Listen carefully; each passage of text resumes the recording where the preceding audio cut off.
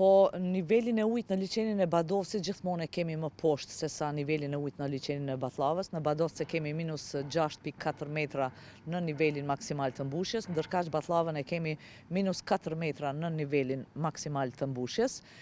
Nuk është situatë shqetësuese, mund ta mbajmë këtë tempo të furnizimit me ujë, edhe pse kohëve të fundit kemi pas njëherë probleme me mangan, shfaqja e manganit, me cilin rast jemi duke punuar ngushtë me Institutin e Kimisë që të ketë një furnizim më të qëndrueshëm dhe pa mangan. Në të njëjtën kohë, furnizimi me ujë është çrregulluar dukshëm në qytetin e Fushë Kosovës, Drenasit, në lagjen Kalabria dhe në Obiliq, për shkak të turbullirës së lartë të ujit në kanalin e Ibrit, për shkak të punimeve që janë bërë në këtë kanal, sepse jo çdo herë është kështu. E kemi te kaluar me vështirësi, po ashtu e kemi kuptuar dhe shqetësimin e qytetarëve, sepse të mos kesh ujë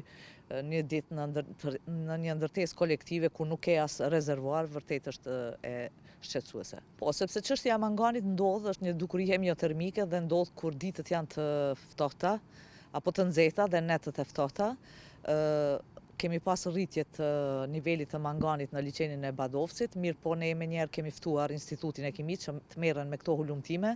dhe besoj që shumë shpejt do të gjendet një zgjidhje për çështjen e manganit, ndërkaq për kanalin e Ibrit aty ka pas punime, nuk është puna veç kur ka rreshje që turbullohet uji, por ka pas punime teknike në rehabilitimin e kanalit të Ibër-Lepensit. Ne rrezikun e kemi përjetuar në fund të vitit 2013 dhe në fillim të vitit 2014, kur në atë kohë kishim rezervat të ujit vetëm edhe për një muaj, sepse liçenet ishin minus 14 metra në nivelin maksimal të mbushjes.